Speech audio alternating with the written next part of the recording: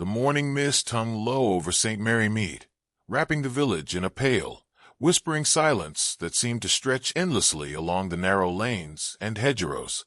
Miss Marple sat quietly in her parlor, the soft clicking of her knitting needles, the only sound breaking the stillness. Outside, the gentle tap of rain began anew against the window panes, as if nature itself wished to cloak the day in a veil of secrets. A sudden knock came at the door, and Florence entered, her face a mask of unease beneath the usual calm.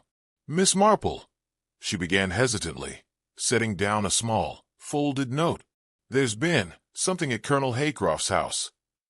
Miss Marple's eyes narrowed slightly as she unfolded the paper. The message was brief but chilling. The colonel had passed away in the night under mysterious circumstances, found alone in his study. No signs of struggle, but something was undeniably wrong. The housekeeper, Miss Foyle, had reported a disturbance, though her voice trembled when she spoke.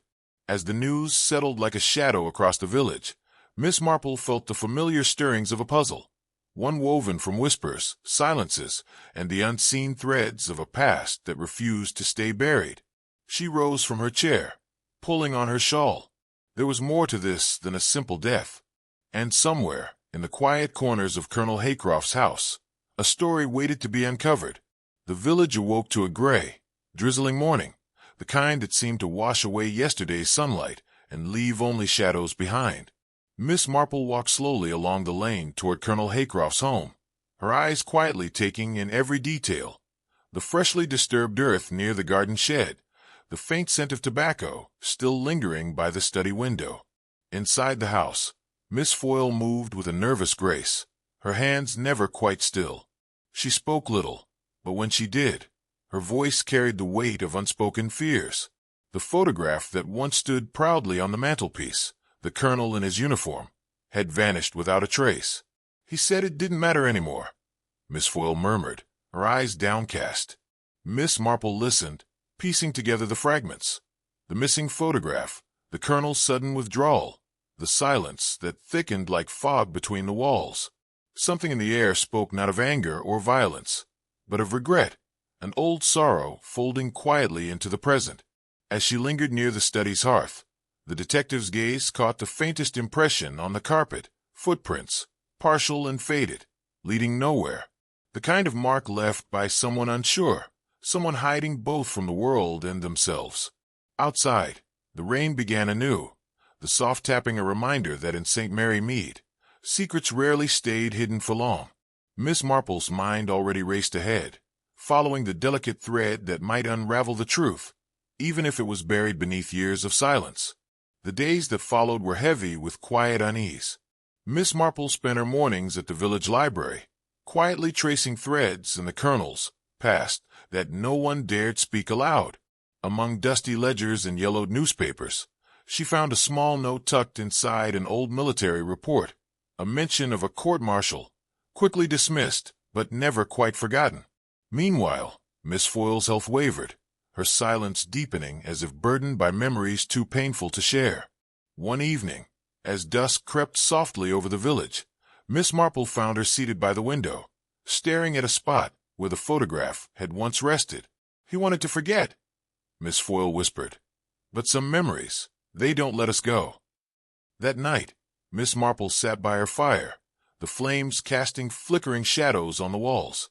Her thoughts swirled around the colonel, a man shaped by wars fought long ago, yet haunted by battles no one saw. The torn photograph found in the dustbin, split clean in two, hinted at a story torn apart, too painful for daylight. In the village, whispers grew, of the stranger who'd come and gone, of the pistol found hidden in the attic, of unanswered questions lingering like the smoke from a dying fire. But Miss Marple knew better than to trust whispers alone. The truth was quieter, more subtle, woven in silences, in broken images, in hearts too weary to speak. As the wind moaned softly outside, she pulled her knitting closer, feeling the first threads of a mystery unraveling, a tale not just of loss, but of secrets waiting patiently to be heard. The morning mist still clung to the hedgerows of St. Mary Mead like a reluctant secret, as Miss Marple's calm routine was interrupted by the arrival of an unexpected visitor. Mr. Basil Cardrew appeared at her door, a pale man whose measured steps seemed weighed down by memories he preferred to keep locked away. His eyes, sharp and watchful, flickered with a mixture of caution and something deeper, perhaps guilt or regret, that set Miss Marple's intuition alight. Introduced as the new resident of Gresham Lodge, a once-neglected estate recently restored with funds from an obscure source, Basil's visit carried the subtle urgency of a man desperate to unburden himself without fully revealing his hand. Over tea in the parlor, his voice dropped to a rasping whisper as he spoke of the Colonel, not just a man they all knew, but the shadows trailing him like a second skin. He bore secrets, Basil said, stirring his cup with slow precision. Secrets that were never meant to be uncovered. And some promises, he added, are better left unbroken. Miss Marple listened quietly, her gaze flickering to the edge of his sleeve, where a faint burn mark marred the cuff. His hands trembled ever so slightly when he set down the porcelain cup, betraying the calm he sought to maintain. He hinted at a connection to events long past, a fire, a vanished man, a choir girl whose name had become a whispered legend. Yet for all his words, Basil revealed nothing concrete, speaking in veiled allusions and half-truths. When he rose to leave, a subtle scent of tobacco lingered in the room, strange, as no fire had been lit all day. Miss Marple's mind ticked quietly. Such details, small and seemingly insignificant, often carried the weight of great importance. Later that afternoon, Miss Marple wandered the Colonel's garden, where the hedges cast long, dappled shadows under the lowering sun. Near the bellflower bed, she paused, noticing the earth was soft and freshly disturbed in a small patch, too fresh for a passing gardener, too deliberate for mere chance. The imprint of hurried footsteps lay faintly in the soil, leading away toward the garden's edge. Her fingers brushed against a broken petal, and she thought of the photograph torn in two, of the pistol hidden in the attic, and the silent woman at the infirmary. The threads pulled taut, weaving a tapestry of fear and silence. As night settled over St. Mary Mead, the village seemed to hold its breath. Rumors swirled like autumn leaves caught in a sudden gust. A pistol found, a man arrested, a house ransacked without theft. The boundaries between truth and deception blurred beneath the surface calm, and Miss Marple, knitting quietly by her hearth, knew the peace was fragile. The past was stirring, and with it, the shadows waiting to step from hiding. The post arrived on a dull Thursday morning, its brown envelope bearing the unmistakable seal of the diocesan archives. Miss Marple held it delicately, as though the paper itself might crumble under the weight of history it contained. Inside, she found the answers and the questions intertwined. The record of a Lucy Ellerby, a young chorister born in 1897, whose name appeared in the parish registers only to vanish abruptly in 1914. Officially, she was believed to have drowned, swept away by the merciless currents of the nearby river, but whispers hinted at something far darker. Miss Marple's fingers traced the neat script of the clerk's notation, her mind weaving between fact and speculation. The same year marked the scandal surrounding the rector of Gresham Hollow, a man relieved of his duties and then disappeared without a trace after the fire consumed the vicarage. The coincidence pressed heavily upon her thoughts, as if the two fates were bound by an unseen thread, tugged by the hands of silence and fear. Her tea, long forgotten, had grown cold as she studied an old photograph Florence had once uncovered. A choir group posed before the now-ruined bell tower. One figure stood out, a young girl with sharp eyes, her face framed by a tangle of dark curls. Miss Marple's heart tightened at the blurred shadow beside her, the faint outline of a child, barely visible but unmistakably there. Not the rector, nor any other known parishioner. A mystery nested within the frame. With a soft sigh, Miss Marple tucked the photograph away and pulled from her drawer the small hymnal she had found in the garden hollow. Its blue leather cover was worn, the pages damp and fragile. She opened it to find underlined verses and a note scrawled in a careful hand. She who sings must bear the flame. Outside, the wind stirred the branches, and a chill settled in the room. It was as if the past itself was breathing in the quiet. The story was no longer just a matter of records and rumors. It was alive, tangled with sorrow, secrets, and a truth waiting patiently to be heard. Curiosity, Miss Marple had often mused, was a gentle but persistent visitor, one that could illuminate hidden corners if invited in, yet had to be handled with care lest it overstay and trample delicate truths. So, when the invitation came for Mrs. Crowthorne to join her for afternoon tea at Gresham Lodge, it was both a social courtesy and a rare opportunity to glimpse behind the polished veneer of a house that seemed, on the surface, to keep its secrets close. The lodge itself stood at the edge of the village, its high stone walls softened by creeping ivy and the tender embrace of wisteria blossoms clinging to the veranda. The air around it carried a faint scent of old wood and damp earth, as if the house itself breathed with memories long past. As Miss Marple crossed the threshold, her senses attuned to the subtle dissonance between the modern furnishings and the lingering ghosts of yesteryears. Inside the drawing room, sunlight sifted through heavy drapes, casting long shadows over the worn carpet. The furniture was an uneasy marriage of contemporary elegance and antiquated charm. On one wall, a large tapestry, newly stretched and taut, concealed a blotchy patch of discoloration, the kind of mark left not by time alone but by something darker, something better left unseen. Miss Marple's eyes lingered on it longer than etiquette might have allowed, her mind weaving possibilities. Mrs. Crowthorne received her with the practiced warmth of a woman accustomed to social rituals, but beneath the smile was a quiet tension. Her hands fluttered slightly as she poured tea, the fine china trembling against her grip. It was in those small, involuntary motions that Miss Marple glimpsed a story that words had yet to tell. Above the hearth hung a photograph, framed in delicate gilt, showing a young girl dressed in Edwardian lace. Her eyes, captured forever in sepia, seemed to hold a sorrow deeper than years could account for. "That came with the house," Mrs. Crowthorne said when asked, her voice light, but edged with something unreadable. "We thought it charming. A touch of history Basil insisted we keep." The mention of Basil caused a flicker in Miss Marple's mind. The man who had visited her under the name Cardrew was, in truth, Basil Langton, an identity carefully constructed and preserved. The weight of that name pressed against the quiet walls, as tangible as the ivy outside.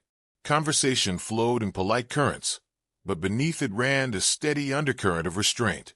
Mrs. Crowthorne spoke of village affairs and the upcoming bazaar, yet avoided the edges where her own history might lurk. Miss Marple noticed how the mention of the bell tower caused a fleeting shadow to cross her hostess's face, a shadow swiftly masked by a smile. As the afternoon light waned, the room grew cooler, and the scent of wood smoke drifted faintly from the hearth. Miss Marple sipped her tea slowly, each taste a small anchor to the present while her thoughts danced through layers of unspoken truths. The house, with its hidden rooms and carefully curated artifacts, felt like a living thing, watching, waiting. When she finally rose to leave, the gathering dusk had painted the village in hues of deep blue and soft gold. The bell tower stood sentinel against the twilight, silent but insistent.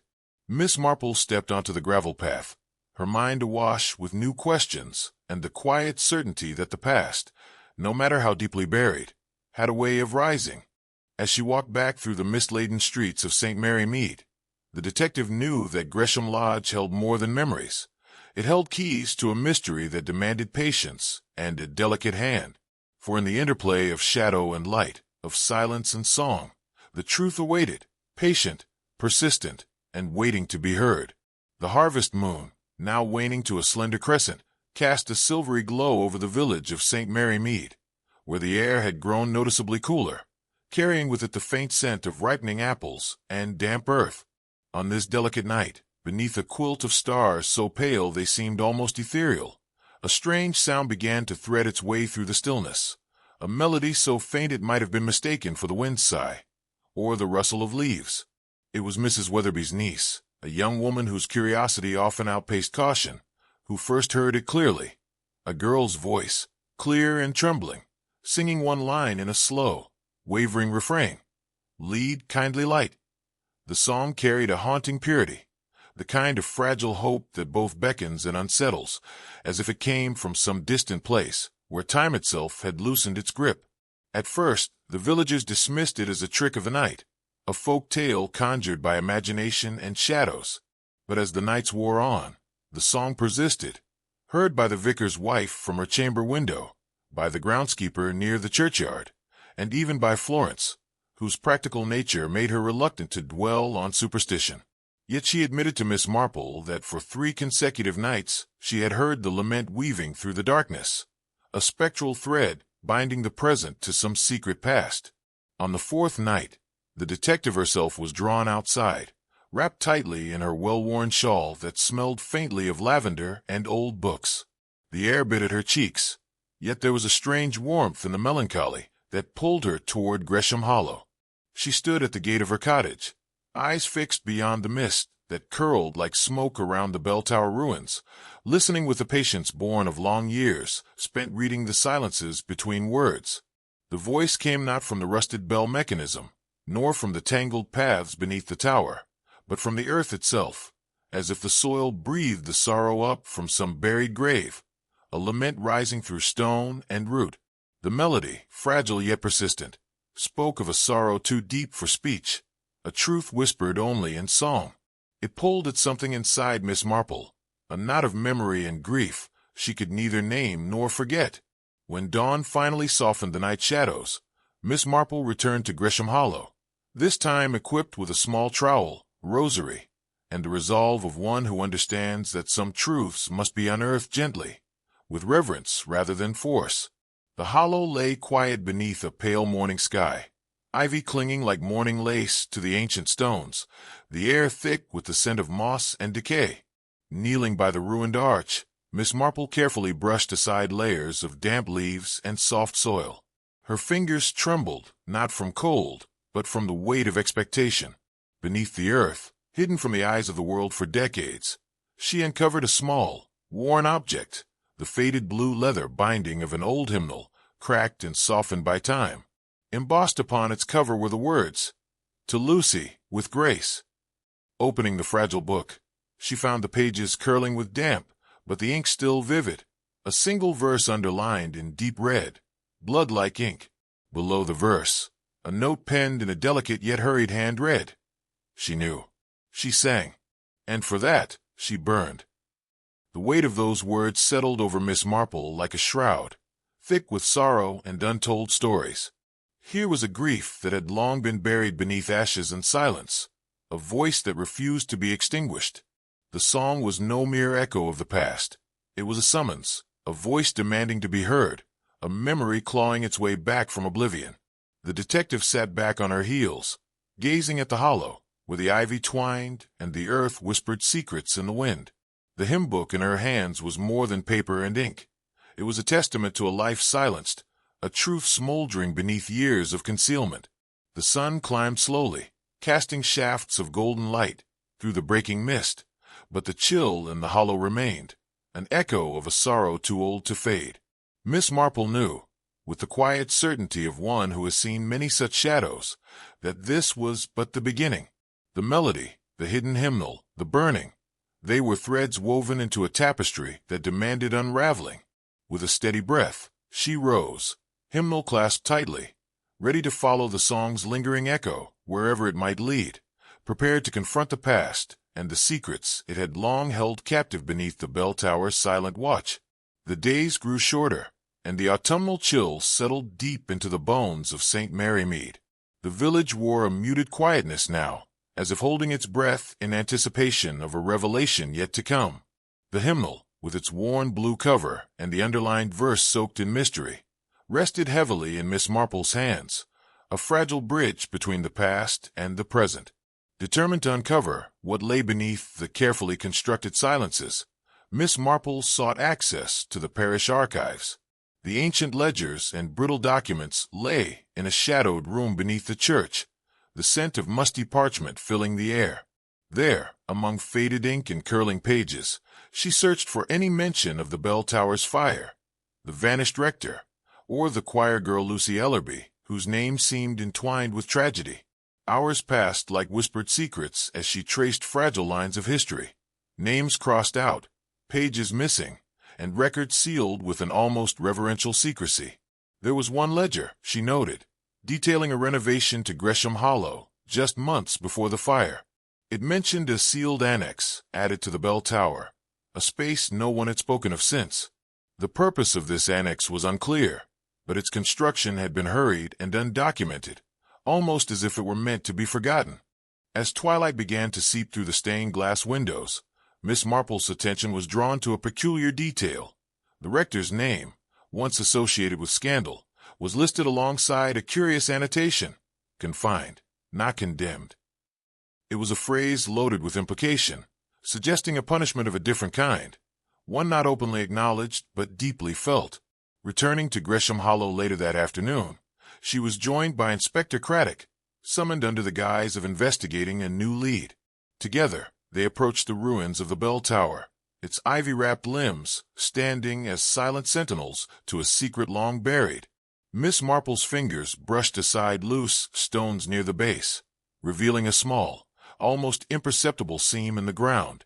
With careful hands and quiet breath, they uncovered a hidden trapdoor beneath layers of rubble and earth, its iron hinges rusted but stubbornly intact. The door gave way with a reluctant creak, descending into darkness below. A single lantern flickered to life, casting trembling shadows on charred walls and blackened timber. Inside was a small, claustrophobic chamber, a cell no larger than a modest cupboard, its walls scarred by smoke and time. The scent of burnt wood mingled with dust, and something more elusive, the lingering echo of despair. Amid the ashes, Miss Marple's gaze fell upon a solitary object, one child's slipper, faded and frayed, resting as if waiting. It was a mute testament to a story of suffering and silence, a symbol of innocence lost to cruelty.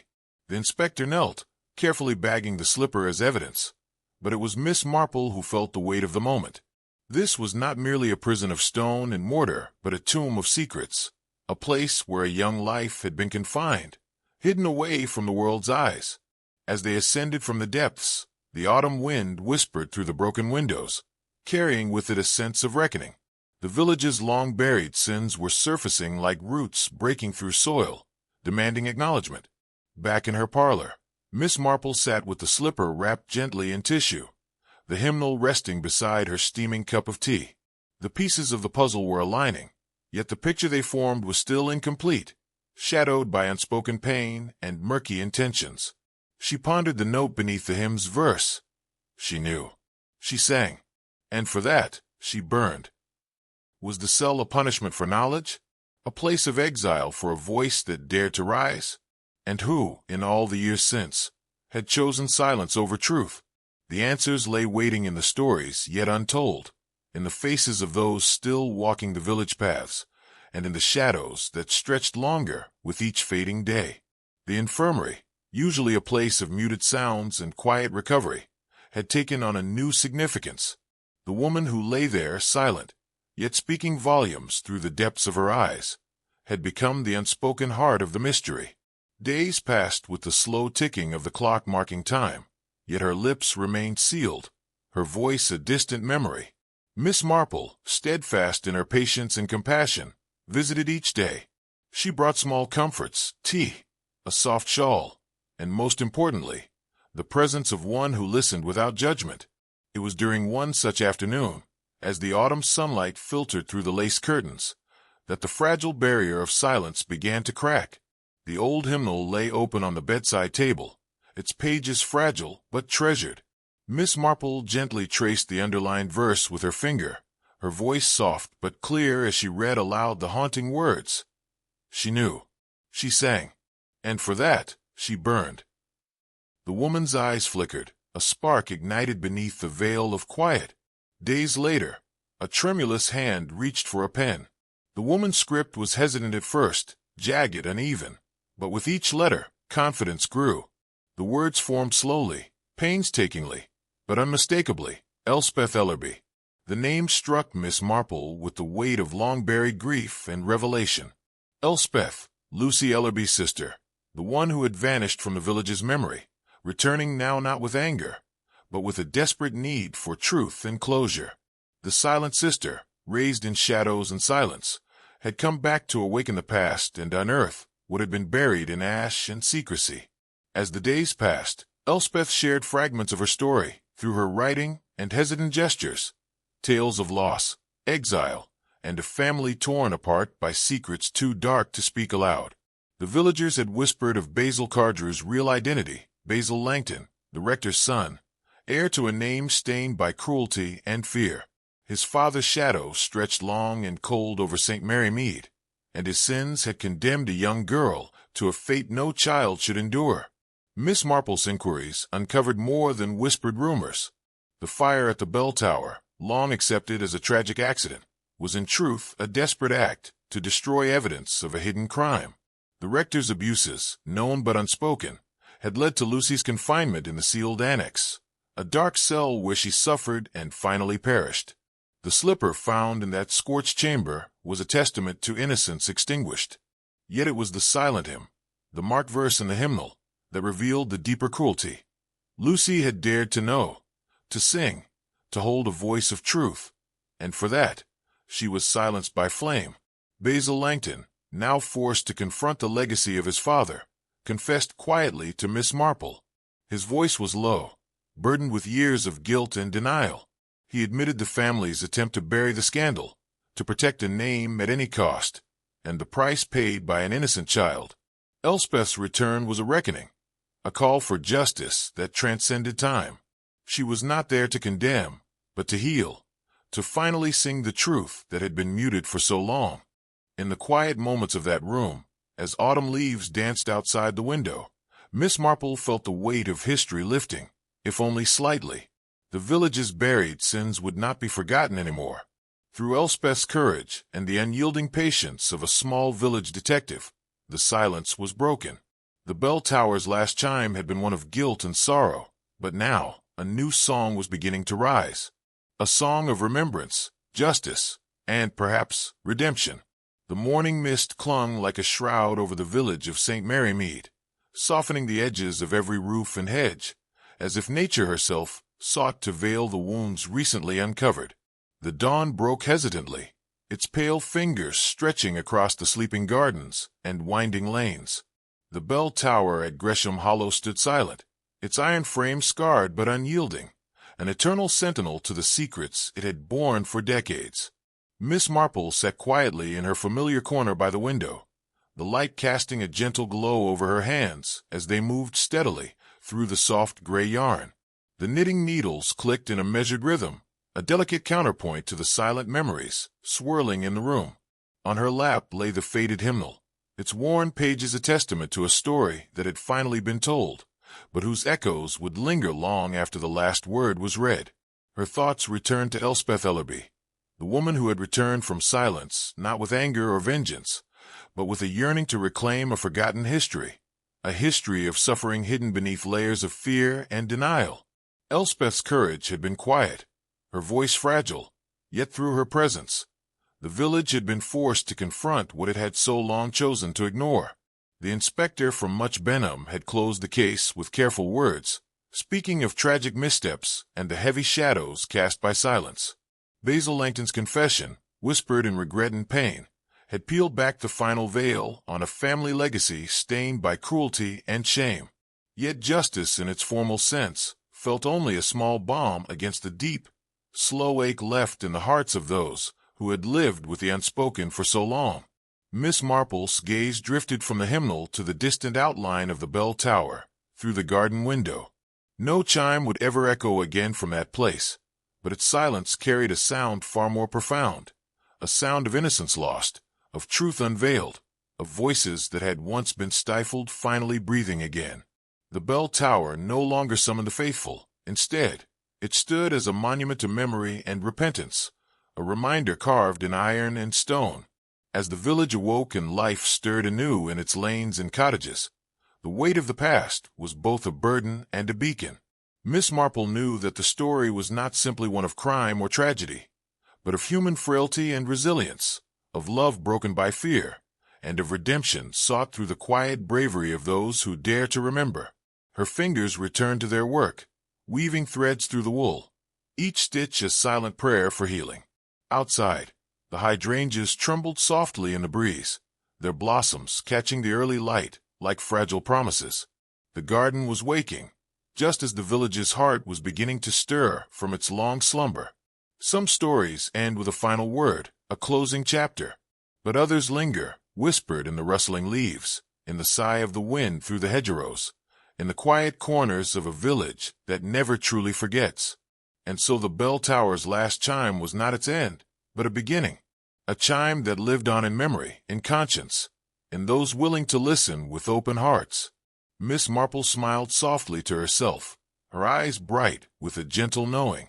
The world, she thought, held many such stories, tales not just of darkness, but of light breaking through the shadows, of truths that outlast silence. With that comforting thought, she returned to her knitting, the soft, steady rhythm weaving peace into the fabric of the morning.